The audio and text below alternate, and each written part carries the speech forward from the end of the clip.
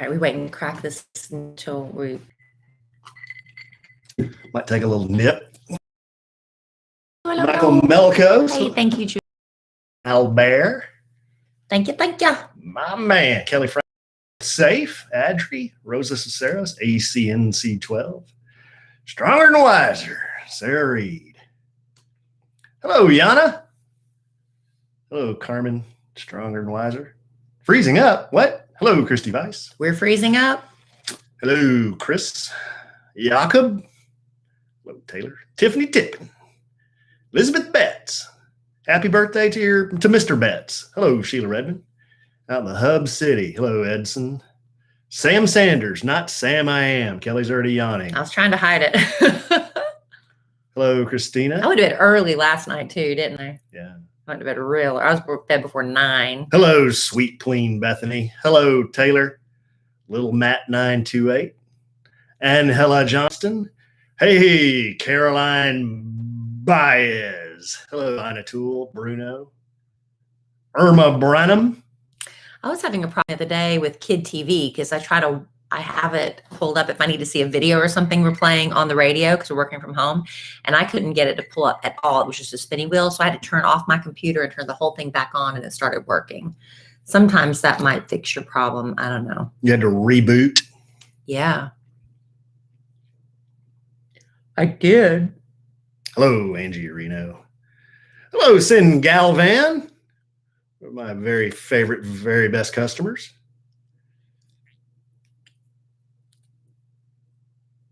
That's not true, Sin. You have been referred to as sweet and clean. You were absent from the chat room. Hello, Catherine Hunt. See, I can say anything, and you're like, oh, okay, well, I guess I wasn't here. Hello, Becky Coblin. Hello, Christy Weiss.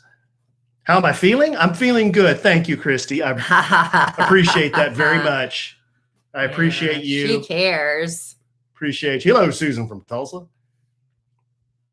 My man Sam. Hey, we just got a big shipment of these in.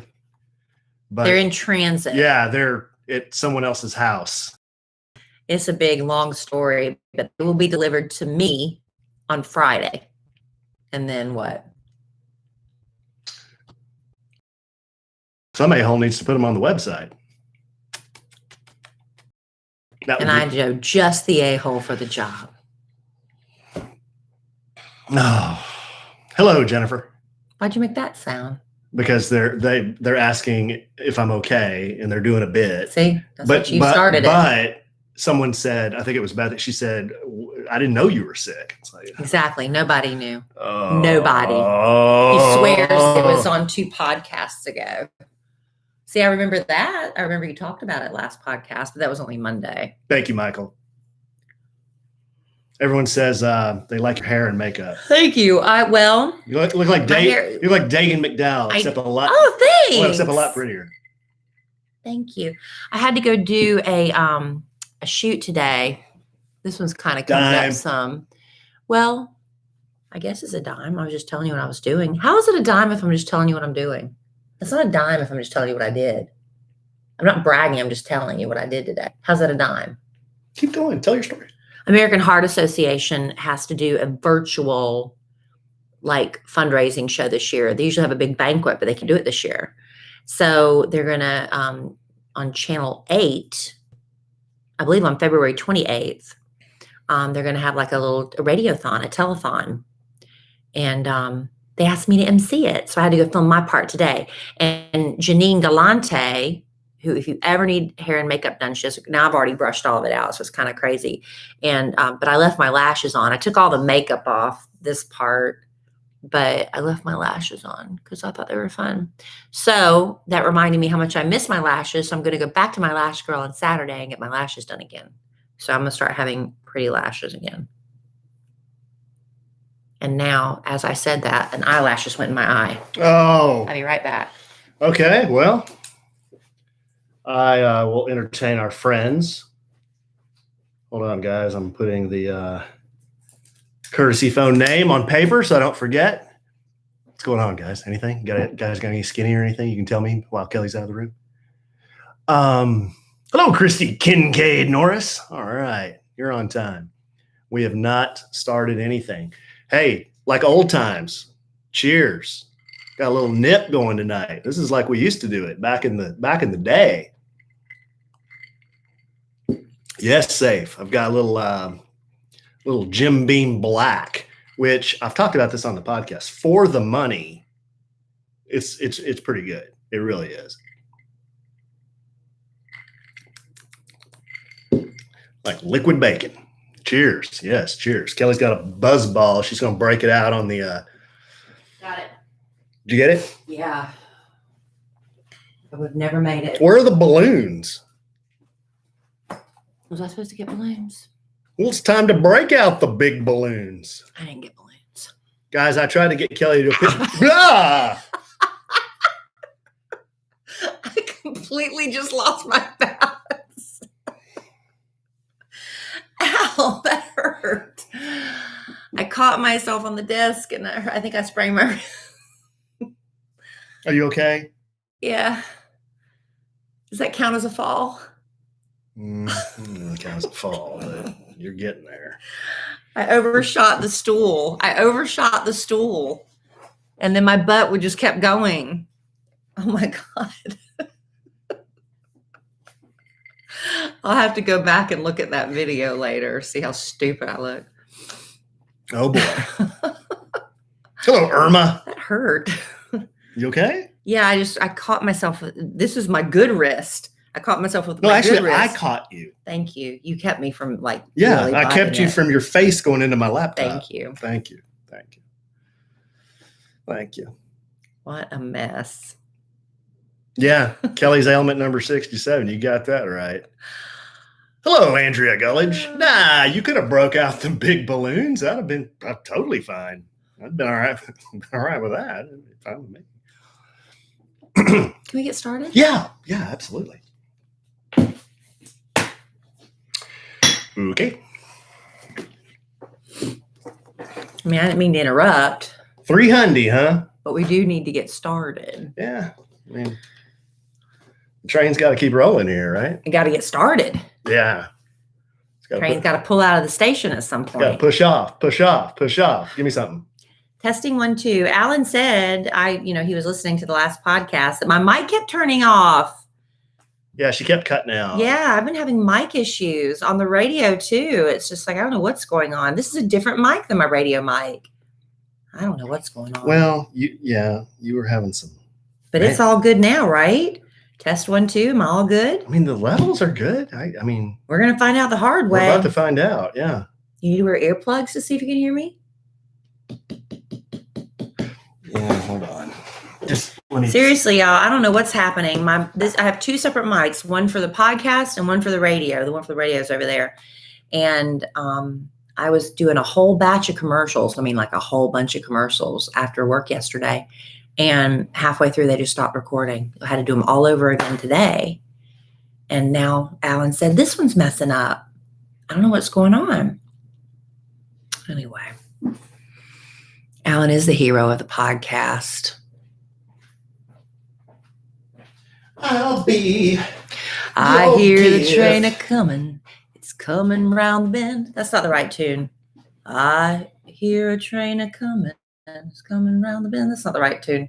I don't know when will I shot a man in Memphis. Reno. Right? Reno.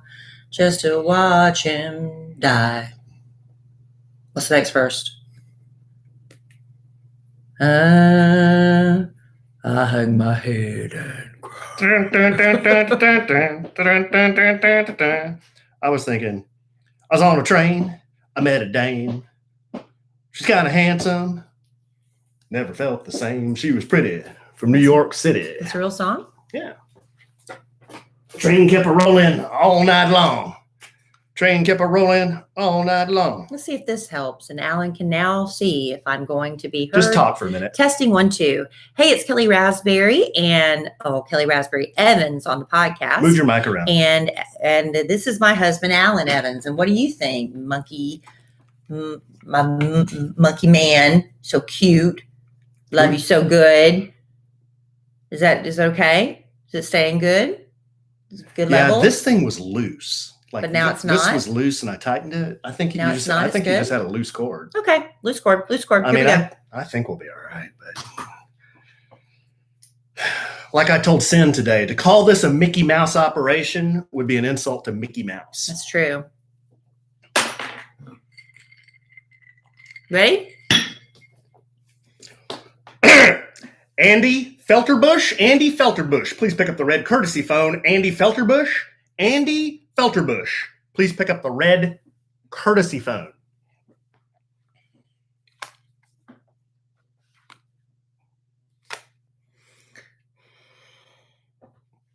Welcome to another episode of A Sandwich and Some Lovin'. I'm Kellie Rasberry Evans, and this is my husband, Alan Evans. Hey, Train in the house. And for the 300th time, this is A Sandwich and Some Lovin's podcast. 300. I said it the right way after that last letter, remember? 3 bills. I know. You got into a big who's 12 pounder is bigger contest with an English teacher. It wasn't a 12 pounder, but it was, I took what she said to heart. So there you go. Happy 300th episode, baby. How did we do it? We just kept showing up. Well, one of us did. There was a couple where I was like, no, I'm not going to do it today. That's true. No, that's not true. No, that is true. Well, it maybe happened one time. Twice that I can think of. Did it happen twice? Yeah, at least twice. Where I said I will not work under these conditions? Yeah, and I had to do it solo. Oh, no. That happened twice. Oh, no. Hey, I had to do it one time by myself. I was out of town. Yeah, me and Roberto Ehrman. And then I did it one time with Amy, Mhm. my friend Amy. And then I've done it a couple times solo. You did it solo once. I did. Yeah. I forgot what happened, but I just couldn't make it for some reason. I don't know. I'll tell you what, that was hard. Is it? It is. I much prefer playing ping pong with you. Oh, thanks, baby. Ham and egg in it. Yeah. Well, it is our 300th episode. When Alan and I first started the podcast in June of 2017, we would drink. Yes. And we got out of the habit of doing that. So in honor of our 300th episode, we're going to drink. And I grabbed a BuzzBall, my favorite flavor being horchata. And what are you drinking, baby? I have a Jim Beam Black on ice. Okay. Well, I'm going to crack mine open and you can toast me. Okay. That's our tradition. Hey, get the mic down there so they can hear it. Well, can you hold your mic down?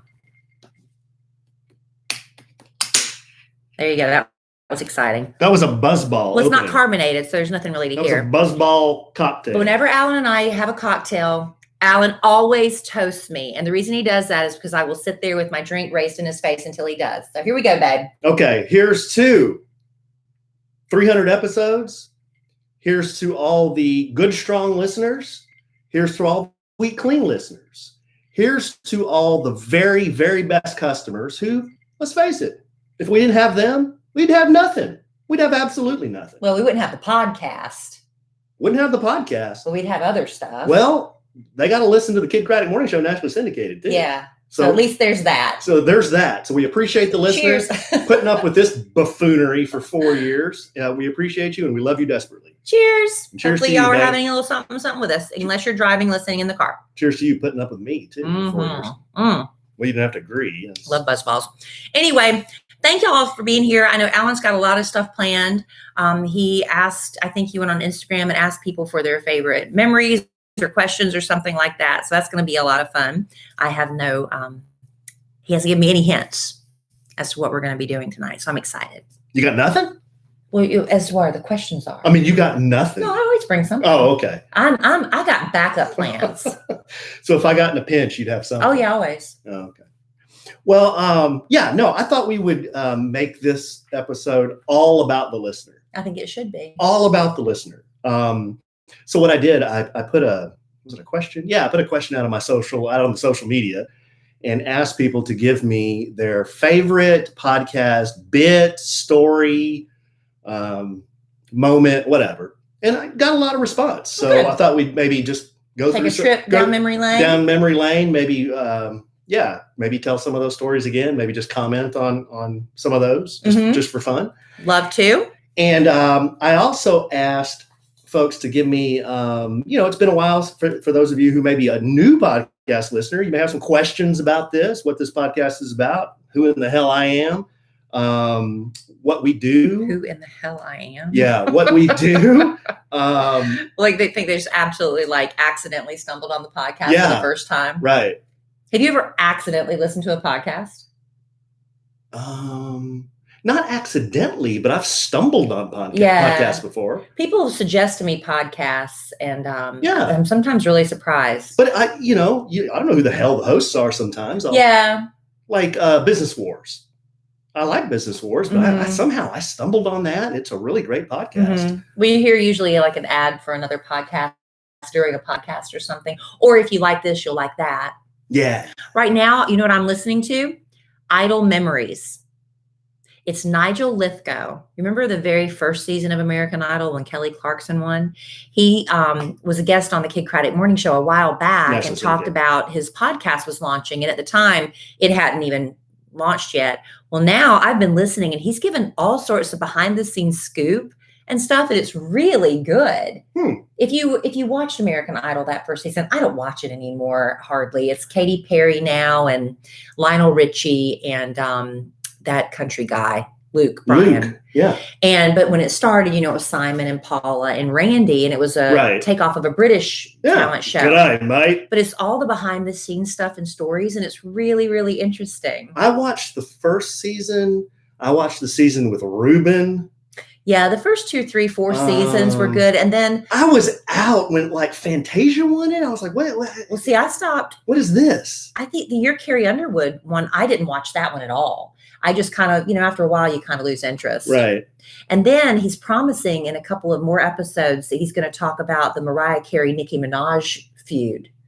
All the behind the scenes stuff with that. So if you're looking for something, I listen to so many murder, drama and stuff. If you're looking for something, try it. I like it. It's called Idle Memories. Idle Memories. Yeah. Good tip. IDOL. Idle.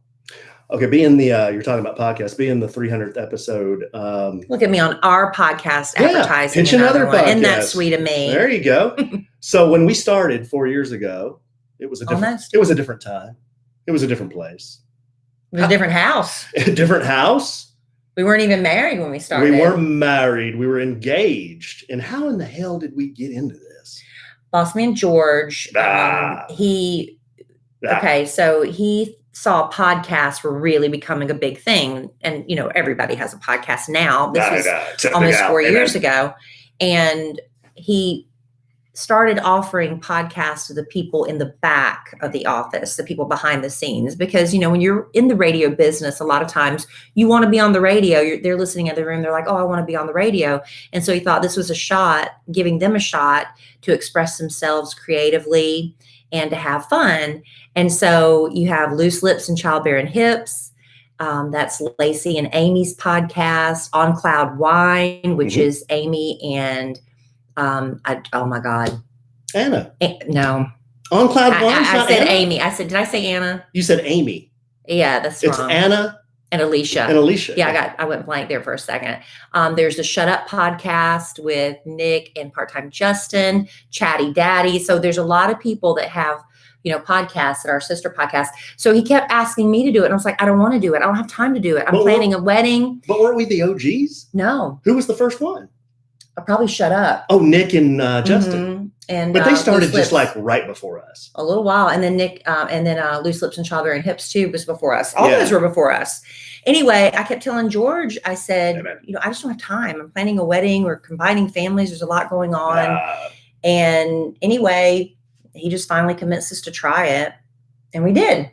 Hey man, so I'm gonna set you up with these microphones and this recorder. Hey man, you can just do it at home. I mean, you don't even have to leave the house. You don't have to leave the effing house. You just do it at home. I sat on the floor in the living room. I mean, this is child's play. Hey, and I think the first podcast maybe was 15 minutes long. Maybe. Yeah, I remember at your house when we met, the house that you were in. We did one on the floor in the living room. Yeah. And then we moved to that room that I kind of took over as the man room. And we sat on the floor. On the floor and did it. And then we moved. No, we do some at the studio. The first couple we do at your studio. Remember those? That's right, because we tried to take phone calls. The very first one we did at your studio. Because we take phone calls? I think so. Because we wanted Robert to help us. And I remember the first time we got an ad, I spent the whole podcast talking about it. Well, how is that different? How's that different than stop that? It. But I spent the whole podcast because I was so excited. We finally got an ad and we didn't make hardly any money, but it was like, I was just so excited. But that was fun. Yeah. We've come a long way, baby. We have come a long way. No, it's been a lot of fun. So and we did our first live appearance at Macera's restaurant, and we didn't know what to expect. And I was a nervous wreck. And we had about 50 people show up?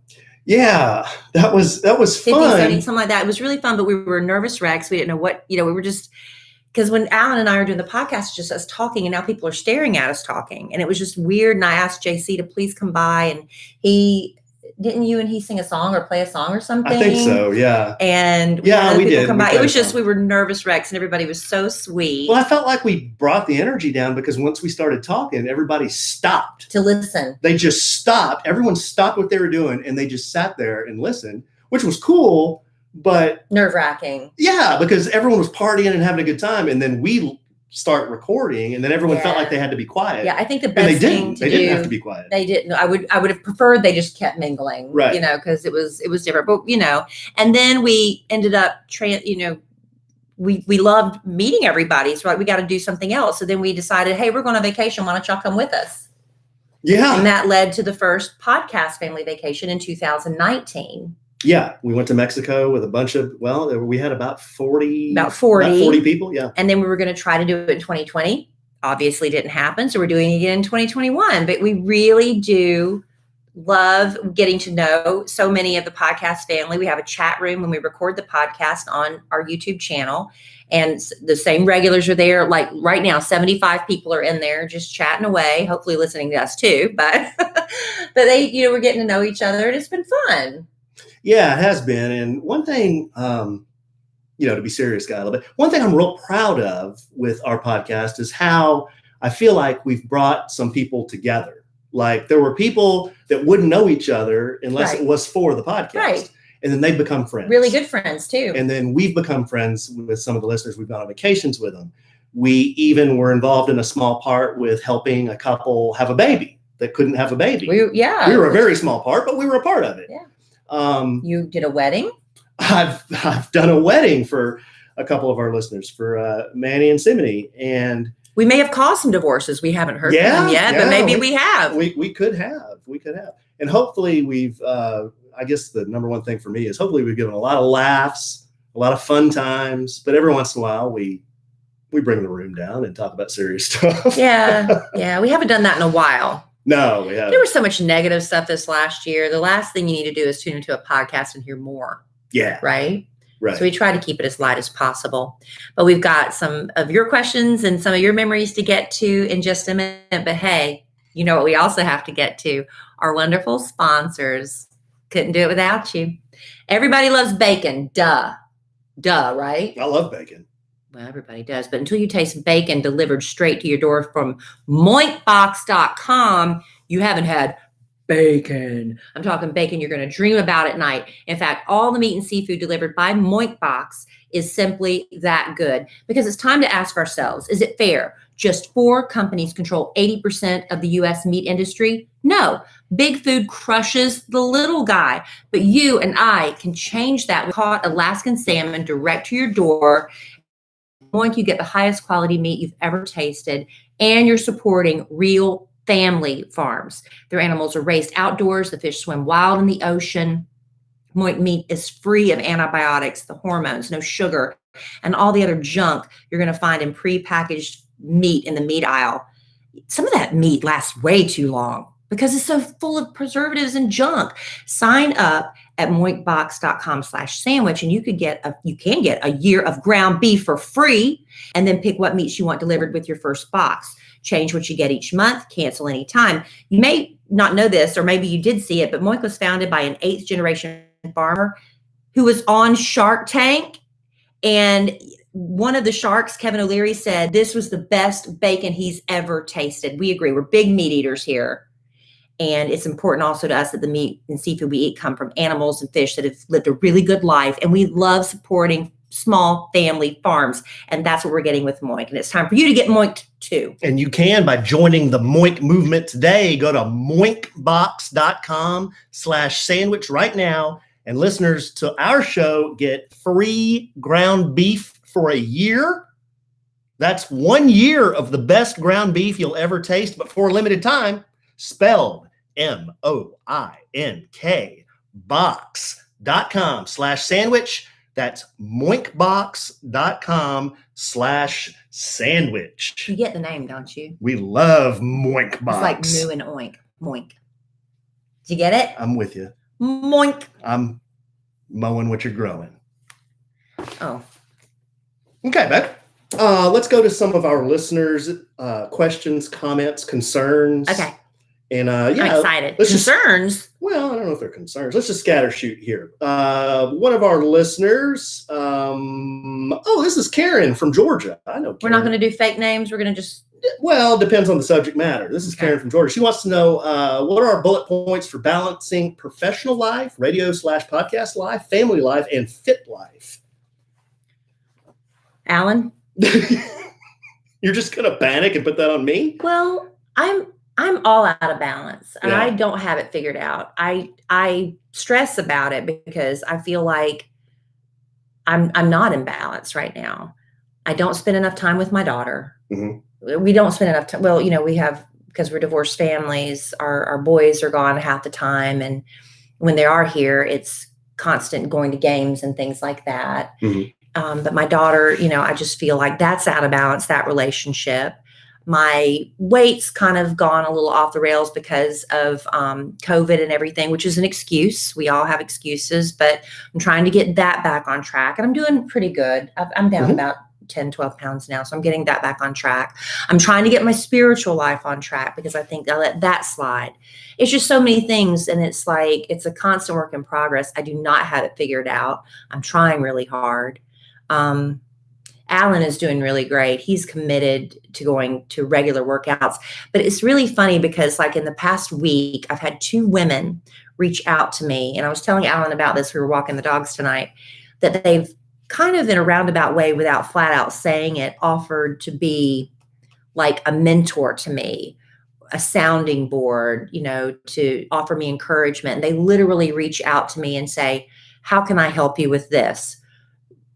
Can you, because they don't work with me, and they're kind of like new women in my life, and they want to offer me an ear or guidance or counsel. And I was like, if I've had 2 women approach me like that I might need to take that as a sign, right? Mm-hmm. Like maybe that's what I'm needing to kind of get everything corrected. Maybe, yeah. How do you feel things are going? Well, it's a good question because I don't feel like we've got it all figured out. I think people would look at us and say, wow, y'all are busy and you're able to do work and kids and fitness and all these things. But something is always suffering as a result. But exactly. But like Kelly said, I agree with what she said there. We are always a work in progress. Now, one thing that I've really committed myself to do, and I feel like I've always been like this, is since the children are small, my boys are small anyway. If there's something they want to do with me, I pretty much drop anything I'm doing. That's true. And it's made me have a lot of guilt looking back as when I was a single mom and I had a nanny and my daughter would ask me certain things. And it was just like, I don't want to do it. I don't have the time or the energy. And so many times now I wish I could go back and not say no. Yeah, that's tough. But, your kids are only small once. And like Kelly said, us being in a blended family, to me, when we have the children and it's our time, it's very, very valuable time. So, I let them play on their video games and there's times they want to just do stuff like watch TV. But if they come to me and say, hey, Daddy, I want to build Legos, or hey, Daddy, take me to the Star, let's throw the football. Or will you take me to the park and shoot baskets? If I can do it, I'm going to almost drop everything that I have going on and do it, because there's going to be a time when they just don't ask that anymore. And they're sitting in their room. And then they're going to be too busy. They're going to be in high school. They're going to be in college, and they're just not going to do that anymore. Yeah. And the connection that I feel with the boys, especially when they ask me to do something like that, it's just, to me, it's the best feeling in the world. So as far as time management, that's really the only thing that I would say I've totally got figured out. The work and the fitness and I would say too, Kelly and I, we're pretty good about hey, if we're feeling like, well, we're not seeing each other enough, or we're feeling maybe a little disconnected or something, we're pretty good about saying, hey, let's go to Home Goods, or hey, let's just skip being here tonight. Let's go out to eat. Then let's go to Ross or something. And just, that's the kind of stuff we do just on our dates. Just fart around together, because we love that. That's what we like. And we like, and used to be, our first year of marriage, we got plump because we would go out to lunch every day and have a cocktail almost every day. Yeah. We can't really do that as much anymore. But anyway, I'm making more of an effort. Like tomorrow, I told my daughter, I said, we are having basically a mommy-daughter date. Used to, when she was little, I'd say, let's have a mommy-daughter day. And she'd make a list of everything she'd want to do. And we just check it off the list. So tomorrow she wants to go to Barnes & Noble because, as you know, her dream is to work at Barnes & Noble because she likes the atmosphere. Mm-hmm. And I'm like, don't you want to maybe go to Half Price Books? Maybe she's like, no, Mommy, I want to go. Mommy. No, I wish she'd say Mommy. No, I want to go to Barnes & Noble. So we're going to do that tomorrow, have a little mommy-daughter date there. I'm going to take her to a record store. I'm trying to find things. Yeah. To get her out downstairs. And I think we're going to start watching like a series together, like Vampire Diaries or something. I just need to connect with her again. I feel like that's not in balance right now. I think for me, it's been less about maybe kind of like exactly what you're doing, and just if they show interest, just taking the time to do it. That's just for me, because I feel like someday they're going to look back and think, gosh, all the times I asked my dad to do that stuff for me, he did, and those were fun times that we sat up on the table and built Legos, or built a model, or built our little marble machine here. When you crank the wood marble machine, you crank it all. Cole and I still talk about that. And Dylan and I talk about playing Star Wars and doing Legos all the time, So someday when they're older, hopefully they appreciate that. Yeah. But anyway, it's a good question, Karen. We don't have it figured out. I'll tell you what. I mean, you may think we do, but we do not. Another question we got is, now that we've gotten all soft on that first one, give me some annoying things your spouse does, but you overlook. Well, I don't know that I've ever said anything to you about it, but I'll reveal this for the first time, maybe to Alan too. Okay. But see, this is the thing with Alan. You're going to peek behind the kimono? This is the thing with Alan, as if you've listened to just a handful of episodes, if you ever call out something Alan does, he will do it more. And see, that's the danger zone I'm in, right? That's the danger zone. Somebody said, he don't like the word gal. What does Alan do? He finds excuses to drop the word gal into conversation. So one thing Alan does that drives me a little bit nuts, and I don't ever say anything, and now I'm going to pay the price till the day I die. Let's hear it. So when we're in bed, he crosses his legs at the ankles, he crosses his feet, and he shakes his foot back and forth. He's tapping his foot right now, but he taps his foot. It's a nervous tick. But he does it all the time. I have a nervous tick. And every once in a while, I will just, if I can't stand it 1 minute longer, I'll reach over, just kind of put my hand on his leg and kind of rub his leg and kind of distract him. And it stops him without me saying, honey, stop shaking your foot. But that drives me nuts. I'm sorry. I have a nervous tick. Why are you nervous? We're just lying in bed. You're reading. You're on your phone, and your foot's going. I don't know. It's like I always feel. It's just, but it's always. It's like I always feel like you're about to strike me. That is not true. That is not true. But he does that constantly. I'm sorry. That I've never told you that. Well, I'll try to stop. And I'm almost 4 years of marriage. Oh, you're going to try to stop it? Oh well, yeah. No, you're not. Well, I'll try. I'll do my best. Well, I'm just answering the question. Okay. Well, I have a list. The first one I have is Kellie likes to use a notebook instead of an e-calendar. So if something, I use both now. So if something changes on our calendar and it's not reflected in her notebook, which happens more often than not, we get all screwed up. We don't get screwed up that much. We get so screwed up. I have been doing really better about adding to your electronic calendar. I like my day planner. If I could start my own line of day planners, maybe that's my dream.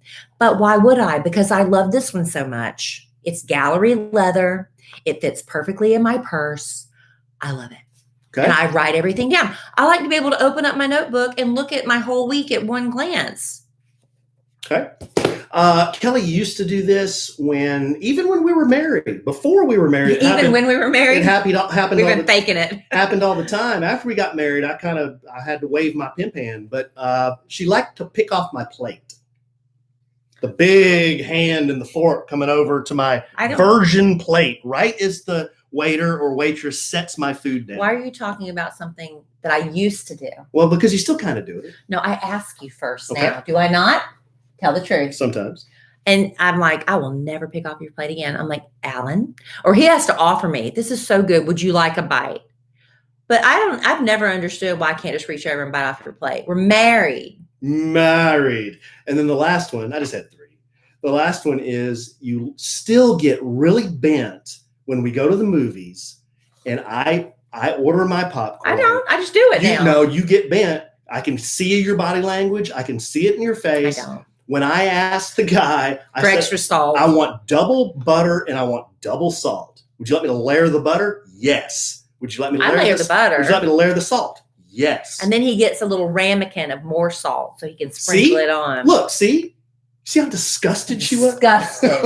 Disgusted. I was mad the first time he wouldn't share popcorn with me though. And then he made it so salty I couldn't eat it. So now we don't care how much it costs. We're getting our own popcorn. That almost caused a breakup. That and Words with Friends. He is the worst. We've debated that. Somebody challenge him to Words with Friends and see how obnoxious. It's serious. If we had not stopped playing Words with Friends, we'd not be married this day. And I don't cheat either. Yeah, but he plays like a word, XU. It's 500 points. I'm like, I've never even heard that word. You got to know the 2-letter words. That's the key to Scrabble. You got to know the 2-letter Pain words. in the ass. Okay, here's another one. Unpopular opinions. People love it when we do unpopular opinions. Give me some. Well, you have to start because I don't like Grease. I think it's silly. I think Top Gun is overrated. I think the whole movie Top Gun was overrated. Really? Absolutely. Why? I didn't buy the love story. I thought it was dumb. I didn't buy the love story with Kellie McGillis. I don't think Elf is funny. Well, see, that's wrong. No, it's an unpopular opinion. I don't think Elf is funny. What is the one I always go back to is Mary J. Blige. I just haven't ever gotten. She's like the godmother of soul or something. I'm like, I don't get it. I think J-Lo is overrated. That's not true. You're just saying that now. Trying to be controversial. I think she is. What is my unpopular opinion? I don't know. I think that's the only one I can think of is that. That's all you got? I can't think of anything off the bat. Okay. I don't. What do I not love? What do I not love? Alan, you might know. What do I not love that everybody else loves that I don't get? The Beatles? I think the Beatles are overrated. Wow. Honestly. I do think the Beatles are overrated. That is a hot sports opinion. Well, okay. Thank you for saving me because that is true. I do think I will go on record as saying the Beatles are overrated. Okay. Switching gears here. In fact, I preferred the Monkees over the Beatles. Hey, we're the Monkees. I love the Monkees. Okay. When I was a little girl, I didn't know because TBS, remember TBS used to, when we had cable, they showed, all the classics like Leave It to Beaver and My Three Sons and Shirley. Wasn't that the name of the show? Shirley, the housekeeper. So I used to watch those old black and white shows before school, after school, but they also had the Monkees. And I was just a kid and I thought the Monkees was still a group. So I would send them fan letters and I couldn't understand why I never got an answer back. And then when I got older, I realized, they weren't a group anymore, but I got their records. I would listen to their records all the time. I loved Mickey so much. Mickey was my favorite and I didn't know any better, but anyway, I love the Monkees. I think U2 is overrated. I like U2. I just don't get the obsession with U2. I'm still pissed they put a whole album on my iPod. That wasn't really fun. I didn't like that. But I did go see their, was it Zoo TV tour? That was a really good show. Zooropa? It was Zoo TV, I think it was called. And during the show, they would cut to, what's Garth? No. What's Dana Carvey's character? He and Wayne and Garth. Wayne and Garth. Yeah, he did drums with U2 during it. It was really, really a cool show. I like that a lot. Okay. Well, there's a few unpopular opinions. I probably got some people pissed off on that one. Hey, I don't care. Talk about how you decided to get into the restaurant business and open up. That's you. Well, I was sitting in Starbucks one day, sitting there doing some work, and I got a tap on the shoulder, and I looked up and I saw a man I did not recognize, and he said, "Hello, my name is Mike." And I said, "Hello, I'm Alan." And he said, "I know you do a podcast with Kellie Rasberry, don't you?" And I said, "Yes, I do." And ever since that meeting in Starbucks, we kind of just started talking and became friends. And over a period of about a year, Mike told me a lot about his background. He was a chef. He was a celebrity chef. He had chefed for Jerry Jones. He had chefed for Don Henley. He had learned under Dean Faring, which is one of the great chefs in Dallas, and he chefed at the Mansion, and was very, very experienced in all things restaurants. And he said, "I'm thinking about opening a barbecue restaurant." And I said, "Wow, that's really cool," And he never talked to me like, "The only reason I'm talking to you is because I want you to be you and your wife." It was just organic. It was just kind of an organic conversation, and one thing led to another. And Kellie and I were talking about it, and this happened over a year. And we decided to go into business with Mike and a couple of other partners to invest in Oaked Barbecue, which is the restaurant that's finally open. But it had planned to open in March of 2020. And thank God that didn't happen. And that was divine intervention. I think in retrospect, that was the best thing that could City have was happened. dragging its feet on permits and all that stuff, but it worked out. It worked out because if we had opened in March, I think it would have been bad news. Yeah. So it didn't open until November. Yeah, a few months ago. October. And it's been going great. So far, so good. If COVID let up a little bit, I think things would be even better, but it's been fun to be involved with. We've learned a lot. We've met a lot of people because of the restaurant. And, Kellie and I both have plans to someday do something different than we're doing now. And that might be something that hopefully will grow and we can maybe get more into someday, way down the road. We're never quitting the podcast. Oh, never. Ever. No. In fact, we'll see you at our 3000th episode. Yeah. Maybe. But that's how that happened. You want to do that? Yeah. Well, okay. if you have been listening to our show for all 300 episodes, which we're celebrating tonight, then you've heard us talk about FrameBridge, a long-time sponsor of A Sandwich and Some Lovin'. We absolutely love them. FrameBridge makes it super easy and affordable to frame your favorite things, from art prints and posters to the photos that are sitting on your phone. And some of those selfies are frame-worthy. And right now, with Valentine's Day approaching, you can create a unique and thoughtful gift that will last for years to come. And here's how it works. You just go to framebridge.com, upload your photo, or if you have something like you already have a poster or a special thing that you want to have framed, they can send you the packaging to mail back your physical pieces. Like maybe you saved something. Oh, this would be great for Valentine's Day gift idea.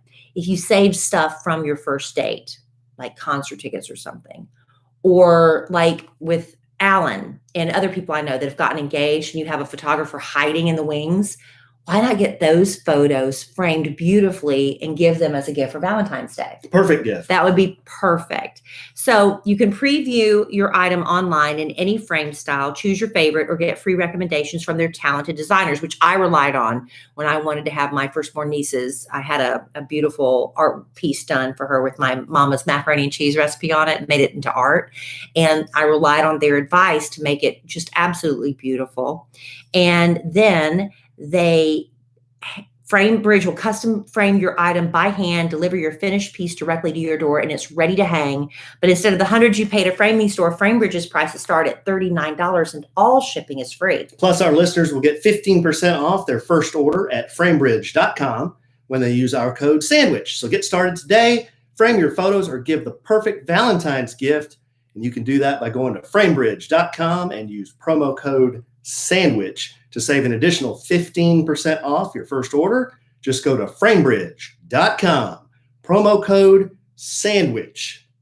One more time, babe, framebridge.com, promo code SANDWICH.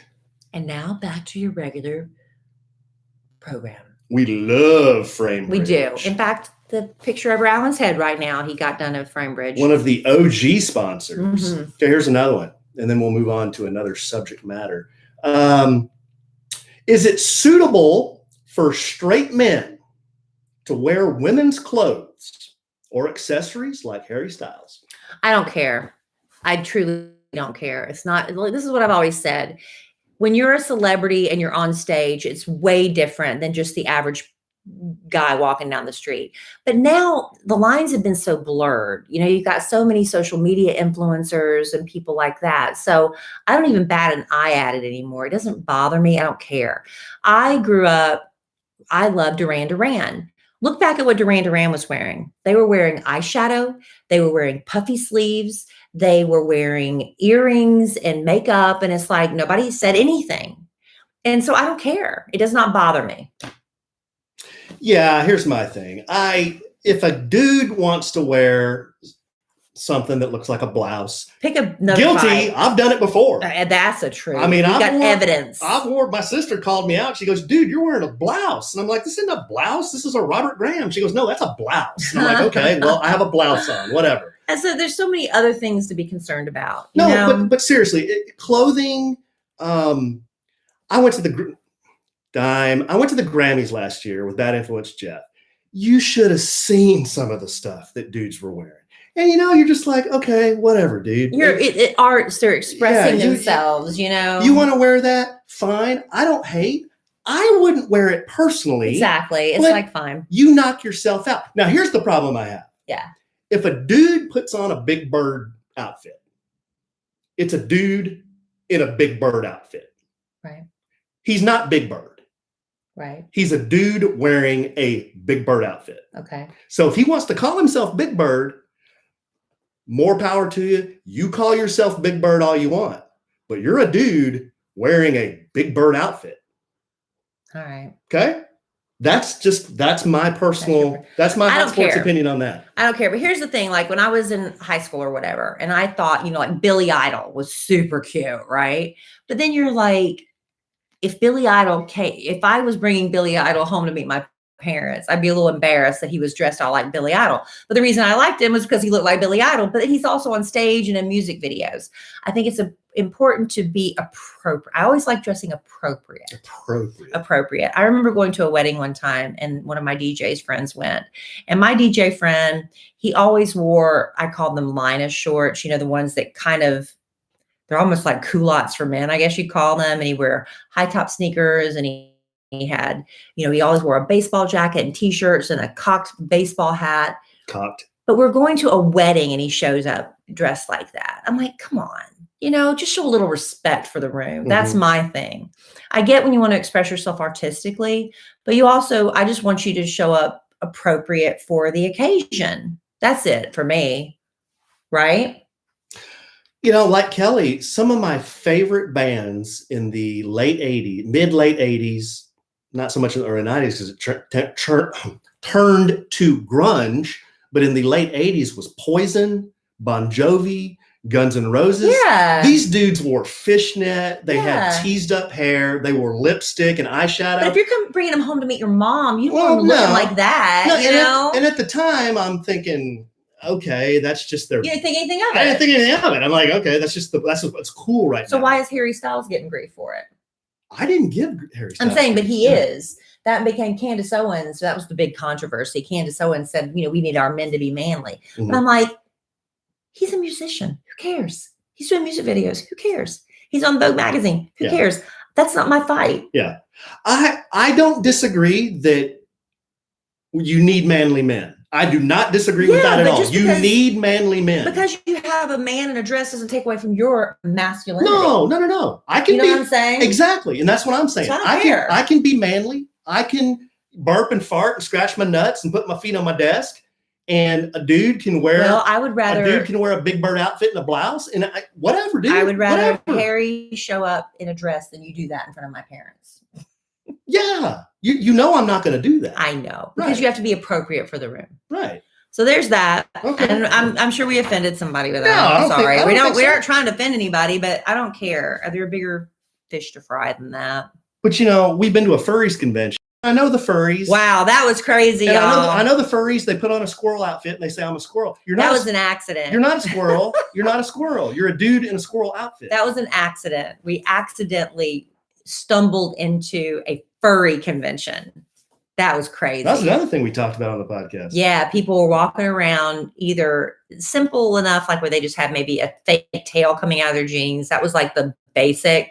But some people were walking around in full on head to toe, like you were at Disney World, you know, the costumes they wear. And from what I understand, those people have sex like that. That's what I've heard. They what? Yeah, that's what, yeah. So how does that work? I have no idea. I guess you just leave the head on. What, I don't know. You leave the head on? Well, I mean, because you're leave the like the helmet or yeah, the helmet. I don't know how that would work. I did not ask. The bishop's helmet. But again, I don't care unless my kid tells me she's going to a furry convention. I don't care. My kid tells me she's going. I got a problem with it. I don't want my daughter going to that. You just run Mr. Happy through that. What, a hole in the... I have no idea, Alan. There's no need to be graphic. In the uniform or something? I don't know. You brought it up. You're expounding and it's not necessary. If you bring up the subject... But it's not necessary to expound. Having sex in furry uniforms on this podcast, I'm going to explore that. And I apologize for bringing it up. All right. Okay. So we also asked our very dear, very best customers what their favorite moments were of the podcast. Here's kind of a smattering of what they said. One of the most frequent answers was, I couldn't pin down one. I just love listening, and I've listened to every episode. Some people said I've listened to every episode multiple times. Wow, that just blows me away. How is that possible? It's very nice. Well, how is that possible? Well, you watch repeats of Friends, and you watch repeats of but they're funny. Sitcoms. Well, I don't know. Yeah. Okay. Someone loved it when I forgot to hit record. Yeah. Why would you take pleasure in my misfortune? Kelly was very angry at me. I wasn't angry. I was just defeated. You were very angry. You said, you said, damn it, Alan. Damn it, damn it, damn it. Or did you say damn it 3 times or Alan 3 times? Alan, something like that. I don't remember. Oh, okay. Well, they loved it when I forgot to hit record. The segment Kelly claps back, someone also called it slaps back or clap backs. They love that.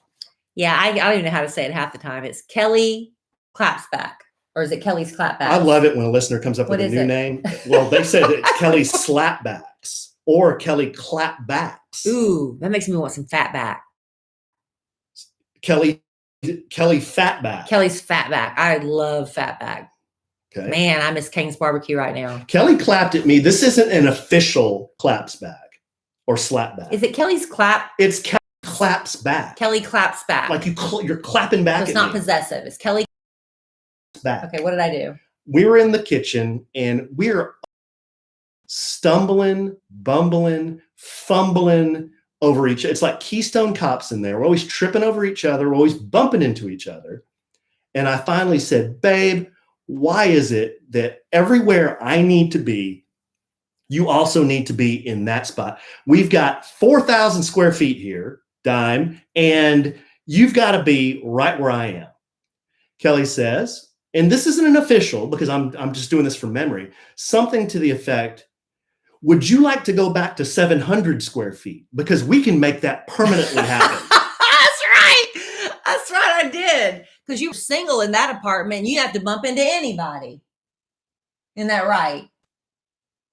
And then my rebuttal was, it wasn't 700 square feet. It was 1,000 square feet. Not. It was. Show me the floor plan. I will. It was 1,000 square feet. That was a big apartment. Again, my point is, so we can make that happen. So Kelly basically threatened me. Threatened with divorce. Threatened me with. You know what? That's the thing. It's like everybody's so lonely. They're trying to find love. And then that person they love just annoys the hell out of them. I'm like, well, you could go back to wishing you were with somebody. I would never say that to my wife. You're so sweet. Someone loved our customer service number. The 800. 1-800 each. Yeah. Oh, I don't like that. I think that's rude. They like love letters to Alan. We could do that again. We could haven't do done more that of that. in a long time. Oh, we did it this year. Didn't we do it in January? Yeah, we haven't done that in a long time. We could do that. I get so many love letters to Kellie on the Kid Craddock Morning Show. Nationally syndicated. Seriously, it was so many. We started a podcast. So there's the Love Letters to Kellie podcast, which drops every Wednesday at 10 a.m. Central. If you want to check that out with producer Robert Ehrman. And so one day I just brought in, there's just literally no way to answer them all. So Alan answered some. We'll do that again. Okay. We had several listeners say they loved, again, my misfortune, the KFC bathroom story. Yeah, that's a bad one. This is when I'm cruising down the tollway for something. I think I was going to meet you, or I can't remember exactly what happened. Was your dad with you at the time? No. That's a different one. No, I shit my pants that time. But no, this time I was getting to the point where I was about to shit my pants, and I got bubble gut. Oh God! And then I had to pull. I literally was about to pull over on the side of the road, but I saw a KFC. Remember? And see, Alan and Sissy has no issues with his. I don't have gastro any issues. I don't have any issues. Who has this happened to you on more than one occasion? Everybody's had a situation where you have like a stomach virus or a bug, and you're like, oh my God. You have one incident. Alan has multiple incidents. That's not normal. It's not, but here's what I've cut out of my life. The China buffet. The China buffet. I miss the China buffet. I miss the so China buffet much. too, but the amount of times that I've had to pull over and almost shit my pants, it has dropped to zero because I don't eat at the China buffet anymore. When I ate at the China buffet, every time I had to run to the bathroom. Can I go to China buffet without you? You can go to China buffet without me, because the China buffet has loads of MSG. I love MSG. High in sugar. I love sugar. High in salt. And I have to run to the can. Well, anyway, I had to pull over. I ran into this KFC, and then there was no TP. I just basically released the hounds of hell, and then there was no TP. I'm like, that's something you always. I guess women. Kidding me. See, I think women know better. Women know to check. Women know to check, because no matter what, we need it. No matter what happens. So the only thing I can remember is I needed to go somewhere to get some paper, but I've got, not to get into too many graphic details. How could you get less graphic? But I'm in a bad situation right now.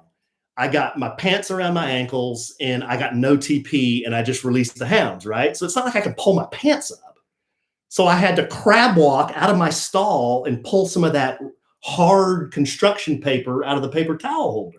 Well, there was a dude standing. I hope you didn't flush that. You would have clogged the whole system for everyone. Well, there was a dude standing there, and he's kind of looking at me, and I'm looking at him. I'm like, why didn't you help me? So then I crab walk back into the stall and then wipe with that sandpaper, which really hurt my rear end.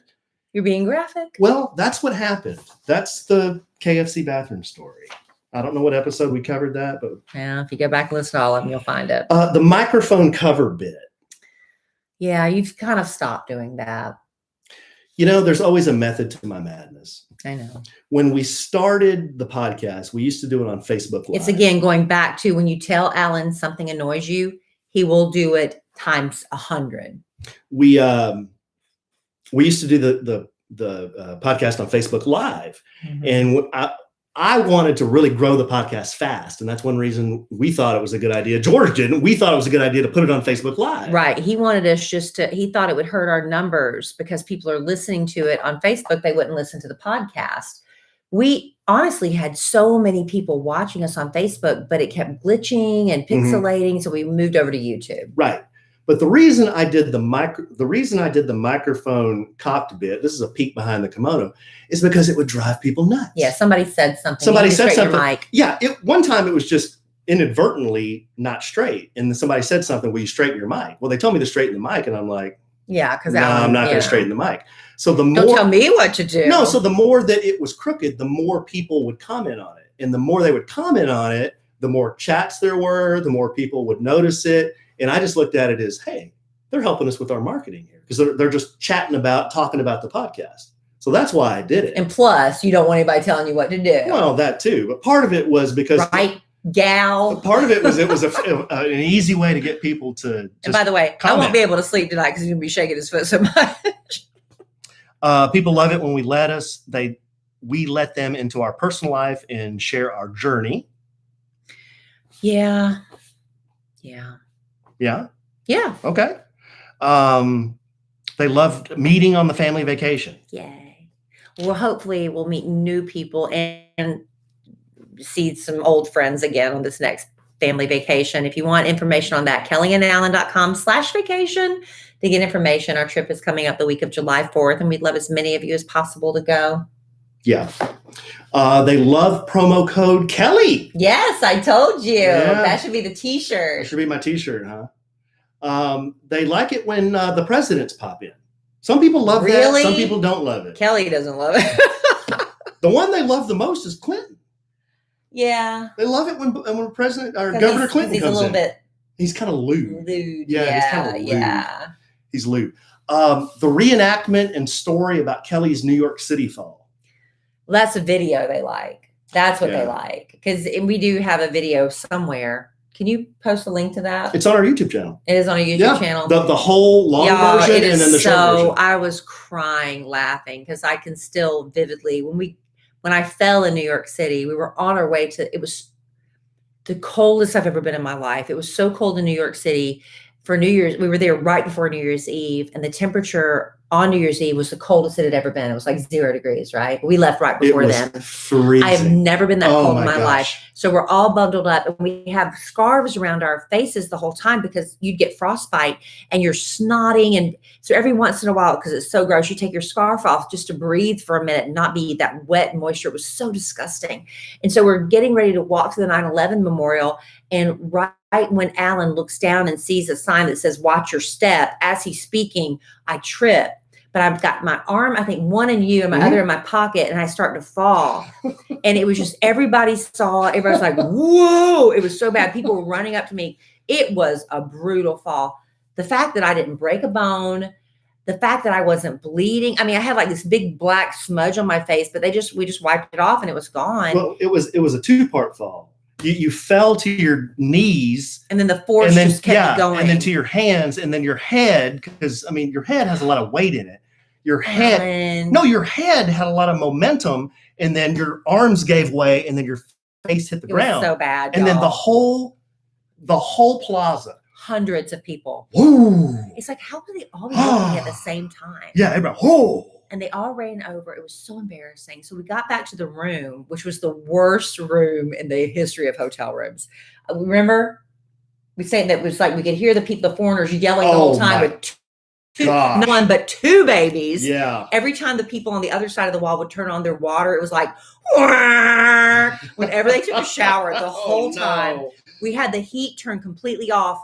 And we could not open the window. We were sweating. It was the worst hotel room experience. But we got back to the hotel room. I was like, Alan, how bad did I look? Was I so stupid? And Alan reenacted the fall for me and made me laugh because it was so funny. And then he redid it for the video when we got home, wearing his Star Wars pajamas and his hat. Nanook of the North. Nanook of the North hat. It's so funny if you haven't seen it.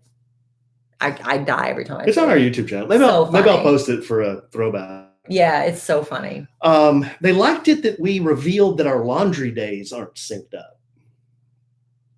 Our laundries aren't synced up. Yeah, like what we do on Saturday, Sunday morning, you mean? Yeah, like I'm a big morning wood guy, and you're more of a. Stop! Don't be graphic. Well, I'm not. What's graphic about that? Don't be graphic. What's wrong with morning wood?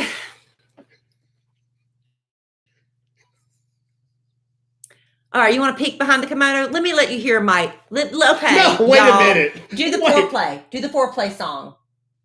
Do the song. Oh. Do the song. I'm on the spot. I can't do it. Okay, so this is how I know. Okay, because during the week we're tired. We're older and we're tired. I can't believe you're putting me on the spot on that. Oh, we've never done. Okay, this is the episode, so y'all are going to hear. Whenever I know Alan is Saturday or Sunday morning, and when we're ready to do it, this is what I hear. Come on. I can't, babe. For the life of me, I could not remember. I can't, and would never compromise. For the life of me, I was it was only morning wood. Something like that. So he sings that. That's how I know I'm about to get me some. And he swears to me that was the words of the song. I said, Alan, there's no way that's the word. He's like, yes, it is. That's the words of the song. So we went and looked it up, and that was not the words of the song at all. What are the words? I don't know. He looked it up. Who was saying it? You remember? Listeners, He's help like, us. we'll just be sitting there. He'll be like, for the life of me. I'm like, oh, Lord, here we go. And we, I wish I knew the end would never compromise. For the life of me. Wish I knew the words. It was only morning wood. Yeah. Let's go, Kellie. Yep. That gets her in the mood right there. It's like a freaking never told that on a podcast. Oh, I sing that. It's like happy 300th episode. It's like a freaking river runs through it. Oh God, I got to change the subject really quick. Hey, listen, there's one thing I know for sure. I'm not willing to be in pain to look cute anymore, especially after the year we've had. And with Rothy's, you can be super stylish and comfortable with their washable, sustainable shoes and bags. Rothy's carefully crafts their shoes and bags with eco-friendly materials like repurposed plastic water bottles and marine plastic. In fact, Rothy's has transformed over 70 million bottles into beautiful shoes, handbags, and now face masks. From the moment you put them on, Rothy shoes are incredibly comfortable, zero break-in period, and there are so many chic styles to choose from. Of course, the Point in black, their #1 seller, over 3,000 near perfect reviews. But Rothy's is constantly adding new styles, new prints, new colors, new patterns. I am in love with their new yellow candy stripe lace up. You guys have got to go and look at this shoe. So super cute. And the Point in the violet giraffe print is pretty fabulous too. If they ever need a little refreshing, freshen them up because you stepped in something or whatever, you just throw them in the washing machine. Plus Rothy's come with free shipping and free returns on eligible items. So check out all the amazing shoes, bags, and masks available right now at rothys.com/sandwich. That's rothys.com, ROTHYS.com/sandwich. Style and sustainability meet to create your new favorites. Head to rothys.com/sandwich today. Love Rothy's. I do too. Because I'm not wearing heels. I'm not made for it anymore. No. Before 2020, I was all about the heels. Now I'm all about them cute flats. Babe, people love it when you laugh. They love it when you laugh so hard you can't talk. Oh, that's sweet. Well, and that typically happens at my expense. That's true. So do something funny. Okay. Do something funny, make me laugh. Well, I can't talk. I told the clapback tonight and you laughed at it. No, it's pretty funny. That was because I was laughing at me, actually. But I made myself laugh. But I'm an a-hole when I laugh at my own jokes. Right, but see, I'm laughing at myself when you tell them. It's different. But I can't laugh at my own jokes. No. Okay, thank you. I think this was from Karen also. She said, the love shown, the realness, the buffoonery, the banter, the clapbacks, the TMI moments, the listener appreciation, and built relationships. Y'all got some TMI tonight. Whether you liked it or not, that's what you got. We got a lot of TMI. And then the one that probably I saw the most is, I think it was episode 199. We really did some deep dive into depression and mental health issues. So a lot of people said that really resonated with them. And I do remember talking about that. Since this is 300, I thought I would maybe peek behind the kimono, give you a little peek behind the kimono a little bit, maybe, if that's okay. It's fine with me. So we talked about that on episode 199. And I think at the time, we might be a little off on that number. I'm not sure. Yeah, maybe it was 190. Yeah, 199 doesn't sound right. I think it was 190 maybe. 190 sounds better. But I had told the story on how, I had taken antidepressants for a long, long time. And then at the beginning of 2019, with the help of my doctor and making some really wild lifestyle changes for me, because I had never exercised, I had never eaten right. I had always had bad sleeping patterns. Mm-hmm. Sleep apnea. We got that diagnosed. Yeah. So I had told the story about how I was able to get myself off of those medications. And it was not easy. It was very, very difficult. Yeah, it was very, very difficult. We And- had some tense moments. Yeah, but we worked through it. Yeah, but I was able to do that. And guys, to be totally honest with you, I was able to do that for about a year, because I'll tell you what, at the end of 2019, it was a very, very, very tough time for me. Kellie and I were doing something really exciting and really fun. We were trying to start a new company, Emma, Kellie, and me. And that was another person's question. Whatever happened to Emma, Kellie, and me? Well, we'll get to that in a minute. Yeah, but it was a very exciting time. Well, at that same time, I was having a lot of kind of personal problems, kind of family matters going on, specifically with my oldest daughter. And it was a very, very tough, I'd say, September, October, November.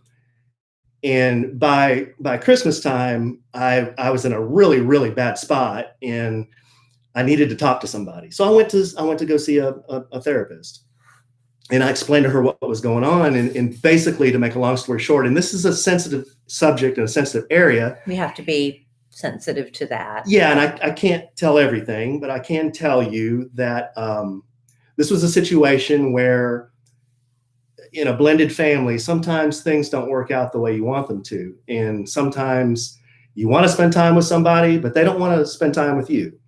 And that's really, really tough when that person's, your daughter. So it was very, very tough for me to go through that 3 or 4 months when that was happening. It started, it wasn't like one thing happened and then all of a sudden she was gone. It was little things. It was a little here, a little there, turning this down or this invitation down, and I could feel it slipping away. I could feel it slipping through my hands, and I didn't want that to happen. So I knew where this was going. I could see the writing on the wall. So I went to talk to somebody, and I said, I'm feeling really, really bad. I don't think I can do this without being back on my medicine. And I said, I feel so guilty about it. I said, I told her everything. I said, you just went on the podcast. Yeah, and told everybody. I said, just about less than a year ago, I do a podcast with my wife, and everyone looks to us for advice. And I said, I told them that I was able to beat it, and I was able to make these changes. And she said, you're really, really hard on yourself. She goes, you're hard on yourself about everything. She said, you're hard on yourself about this relationship. You're hard on yourself about you having to possibly take medication, which you shouldn't be judging yourself about that. That's part of your physiology. When you have a broken leg, you can fix it. But when your mind is broken, it's your heart. Yeah, and your heart. It's a sensitive subject, and it's a tough area for people to understand. She said, look at it this way. You're being so tough on yourself for wanting to go back on that medicine. She said, if you're, say, in the future, 10 years from now or 15 years from now, if your son came to you and said, Dad, I feel horrible. I'm having some problems, and I've talked to my doctor and I've talked to a therapist, and they're recommending that maybe I should take these medicines. What do you think? She said, would you judge your son? Would you be as hard on him as you're being on yourself right now? And I said, no, absolutely not. I would support him, and I would help him. And she goes, then why don't you do that for yourself? And I said, I don't know. I don't know. I think you were afraid of disappointing everybody because you didn't want to appear like a fraud or a liar because you told them what I've done, and now I've got to go back on that. Right. But I think there is strength in that. You did do it for a long time. But there's nothing wrong in admitting you need help, whether it's temporary or permanent. A lot of times people need help temporarily. Like I had someone in my life whose father was diagnosed with a cancer, and the mother, then she found a lump, and she was just beside herself. And so temporarily she went on something just to get through that period, but she didn't have a history or a chemical imbalance. She was just in a dark place. Yeah. And then some people, it's a more permanent thing. Yeah. Because like you said, it's your physiology or whatever it is. And then you add to that life traumas. Yeah. Well, one thing I've learned about myself is, and this has been a process for me that's taken years and years, and I still learn things, But one thing I know about myself is if there's a traumatic thing that happens, I can let myself get down on myself. And in this particular situation, I was blaming myself for everything. And that's not fair to myself, because not everything is because of me. There are a lot of things that have happened that are out of my control. And I've kind of come to more terms with it, and it's now that I understand not everything that's happened is my fault, and that bad things happen to people that are just normal people like us. That's helped me kind of cope with it, but also being back on the medicine has helped me cope with it. And I explained to you many podcasts back about how it kind of flattens out your emotions, and and it does. It's harder for me to get into a really, really bad place anymore. But it's helpful. And I just try not to beat myself up. And I try to tell myself, this is just your situation. And it's just like any other injury. It's just, if someone has a hurt leg, it usually heals.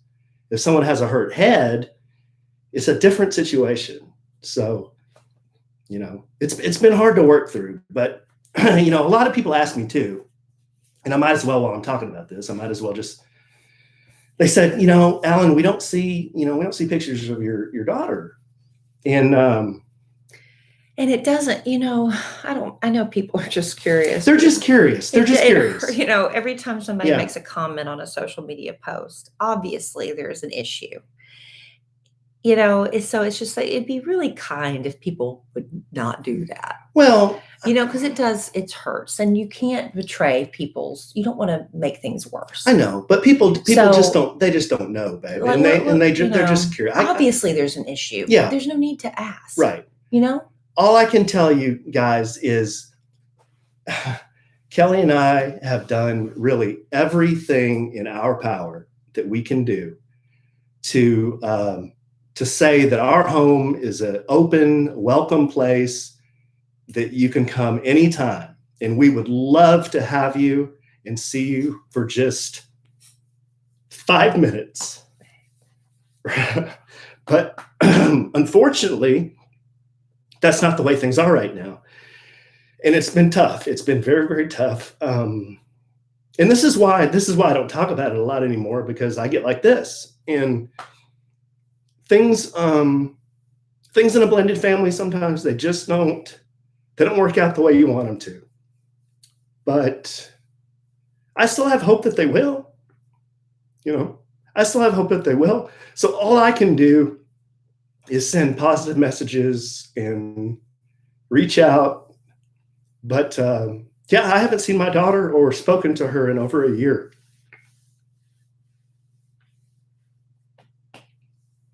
Over a year. Wow. So there's opening up the kimono. Yeah.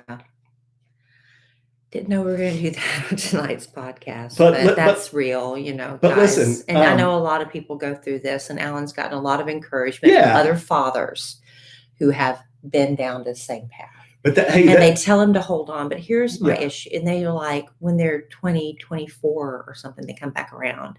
But that doesn't take away from the pain of what you're missing now.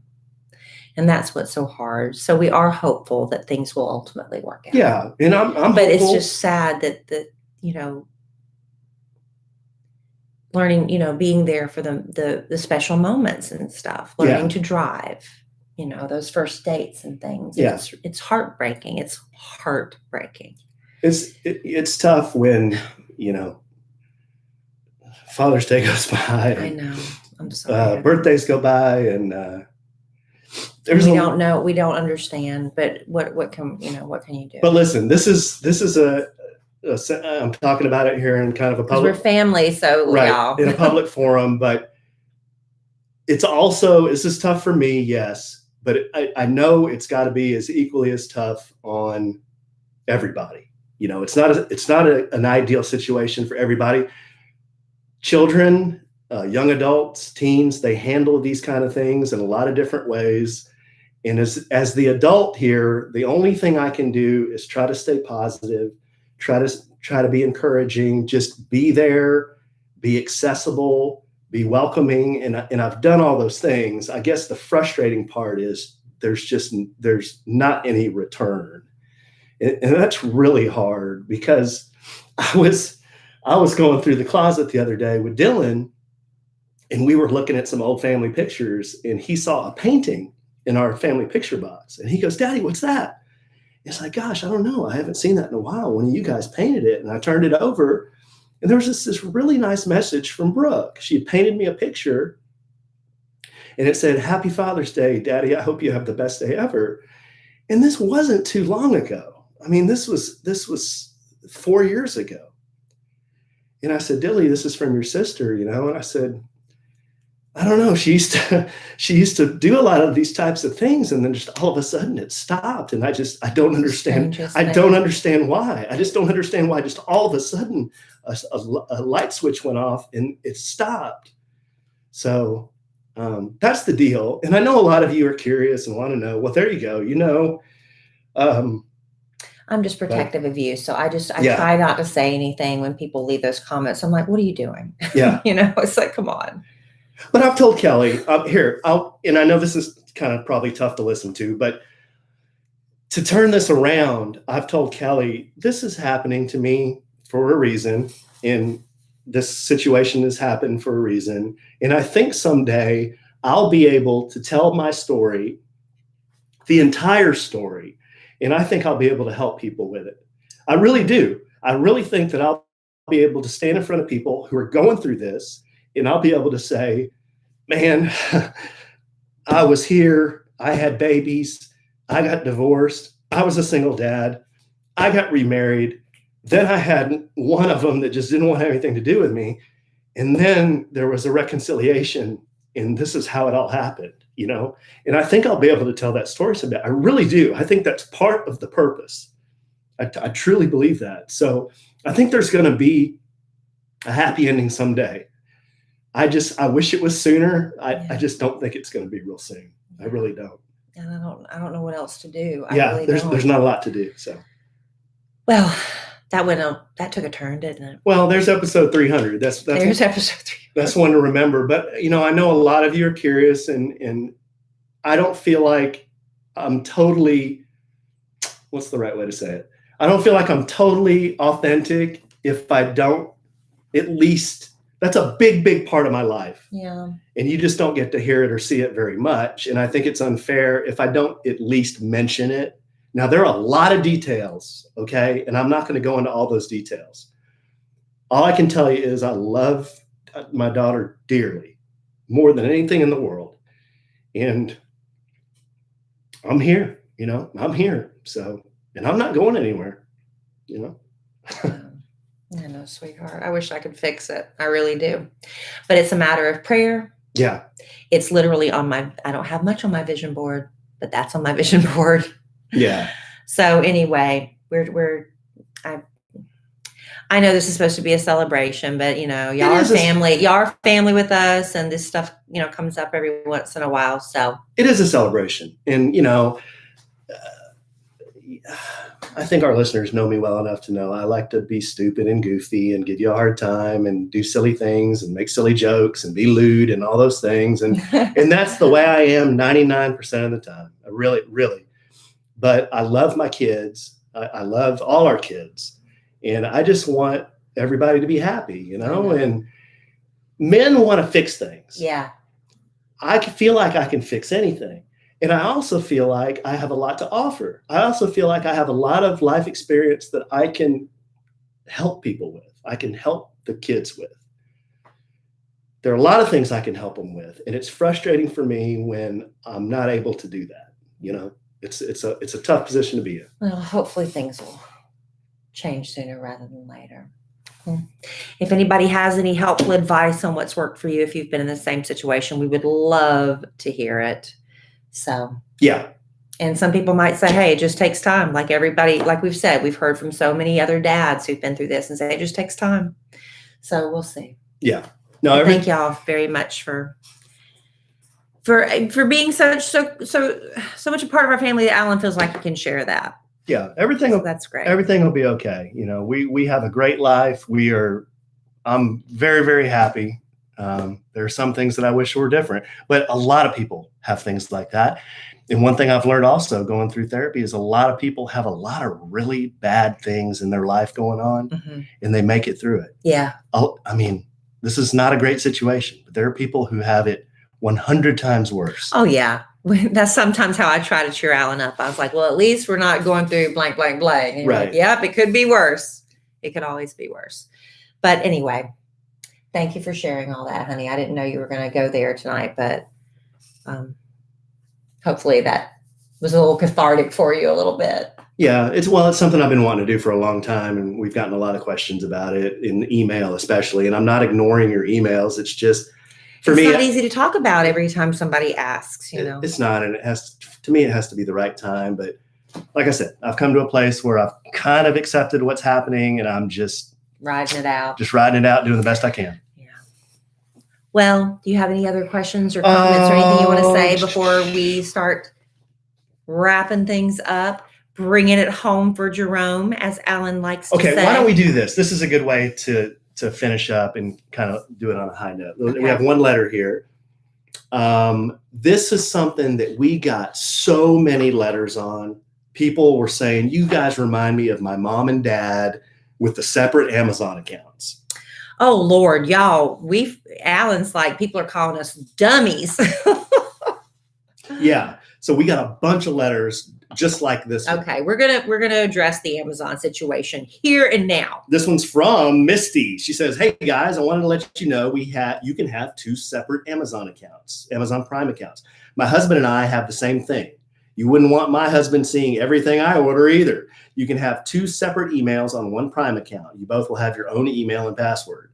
By the way, I really want to go with you guys on your trip. My husband turns 50 in September. I thought about surprising him. Don't say her name then. We're in Wisconsin. Well, her husband probably doesn't. So. Well, maybe just in case. Call her Princess Leia. Princess Leia. We normally travel in the winter. We're in Wisconsin and we're ready to get out of the cold. Also, I wanted to tell you, you guys crack me the F up. I love how open you both are. I was totally LOLing on the 129 podcast. Kellie talking about you pooping using toilet paper and her boobs hurting. Funny stuff. I have no idea what that's about. I don't remember that. You make my drive to work go fast. Okay, well, take care. I hope you're feeling better, Alan. Thank you, Leia.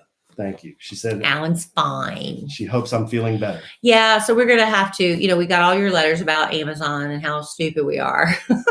We've got to look. We haven't done that, though. Are we going to look at our Amazon accounts and try combining them? I think we should. Do that this week and save some money? Yeah. Yeah, my whole thing was I didn't want Alan knowing what I was buying. And well, I'll get on yours. I don't care. I mean, but that's fine. If we can figure it out, I just don't know what to do. We'll do it this week. Okay. Let's look at it this week. All right, we'll do it this week. All right, look, we're going to wrap up episode 300. But we have more episodes, hopefully 300 more and beyond with you guys. But listen, next podcast, we're going to have a very special guest. And I want you to get all your questions in for her. She is known as the face matriarch. Her name is Chelsea. And she does Good my Botox, and I need some Botox done. But let me tell you, I did not go to Chelsea years ago, and I had some fillers put in, and she can go into detail. But the point of the fillers were they were going to produce more, what was it, honey? Collagen? I think so. To fill in the lines and stuff. But what's happened is I've developed where the collagen is like balling up in my face. I've got like little balls underneath my skin, and you're starting to be able to see them. And I was freaking out. And so I asked Chelsea about it, and she says she's going to be able to inject something in them to dissolve these balls. It's really weird. So she's going to do that, and she's going to give me a touch up of my Botox. Alan is going to talk to her about some stuff he's got going on under his eyes. He's got dark circles and bags. So anyway, she can do everything.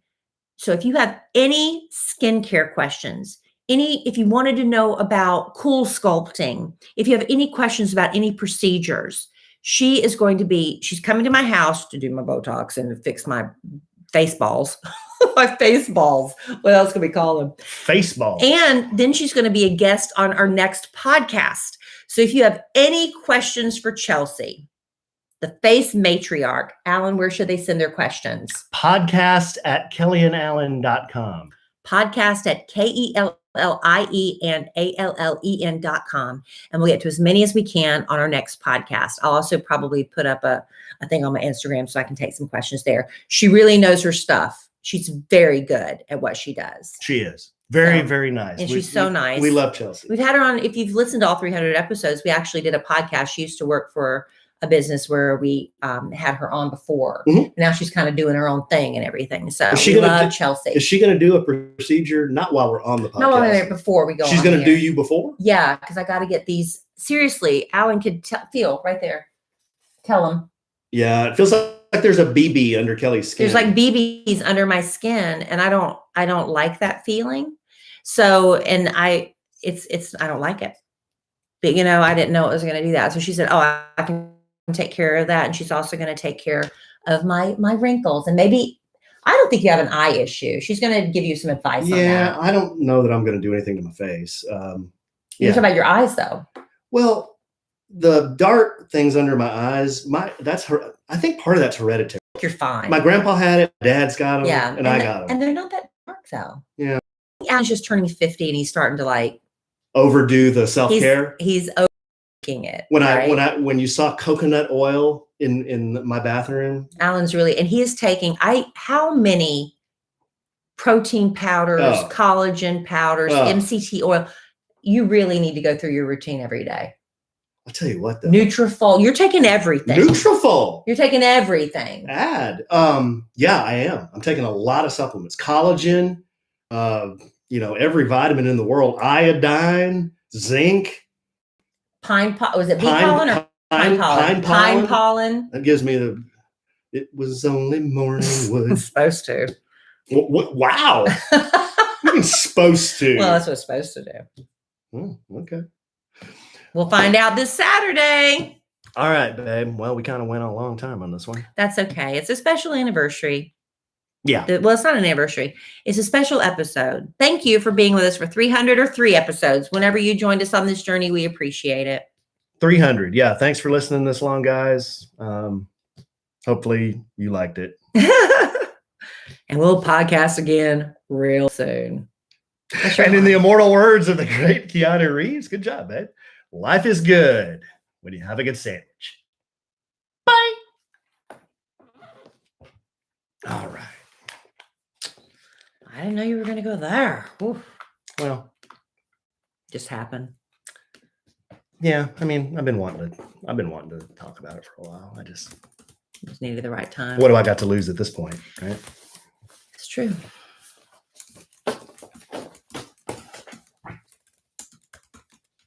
What do I got to lose?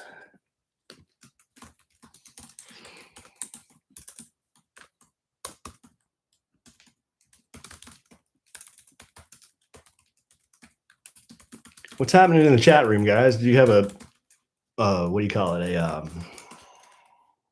A troll in there? Was there a troll in there? Yeah, Andrea. Hey, Andrea, this is Sean Nunn. Hey, I understand you're giving Kellie and Alan bits to do on that podcast. Hey, we need to cut that thing down about 20 minutes. You think you guys can do that? All right, I'm going to Austin. All right, bye. El Presidente. El Presidente. It wasn't a troll? What was going on?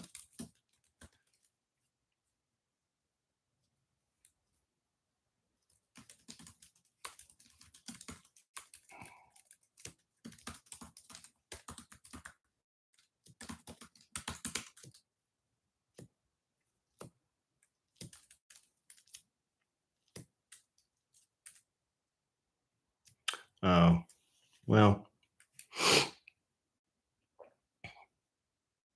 yeah.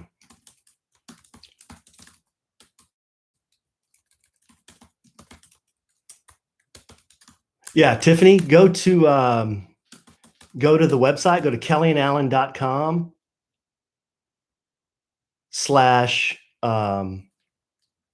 RSVP?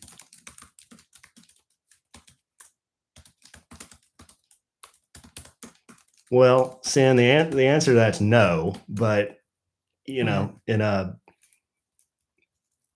situation like this, you know,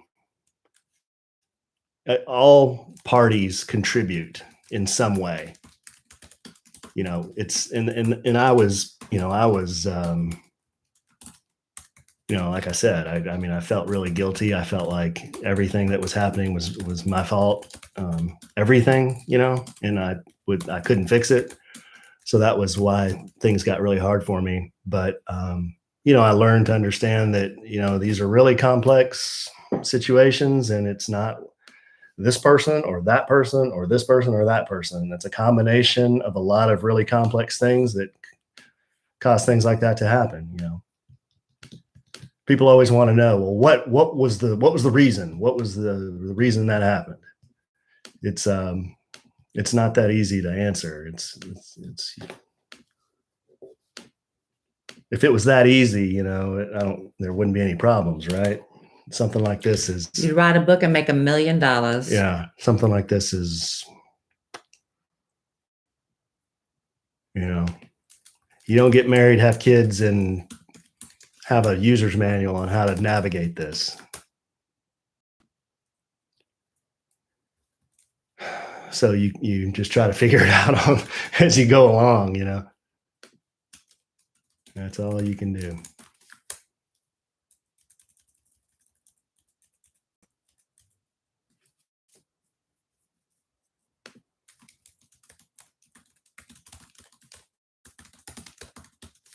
No, it's not, Amy. It is certainly not.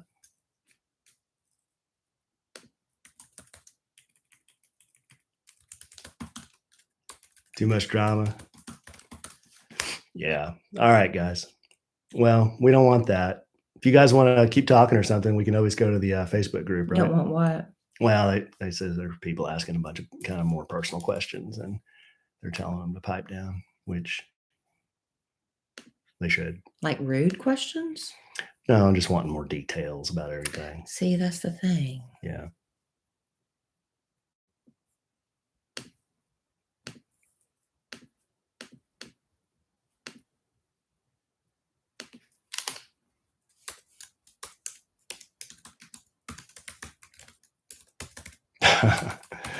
All right, guys, I'm going to get this uploaded to Stop Talking, and we will see you. We will see you on the social medias. Okay. Love you guys. Thanks for hanging out so long tonight. Boy, that's a long time tonight. We got almost an hour and 40 minutes on the Facebook here, or on the YouTube here. All right. Love you guys. See you soon. Bye.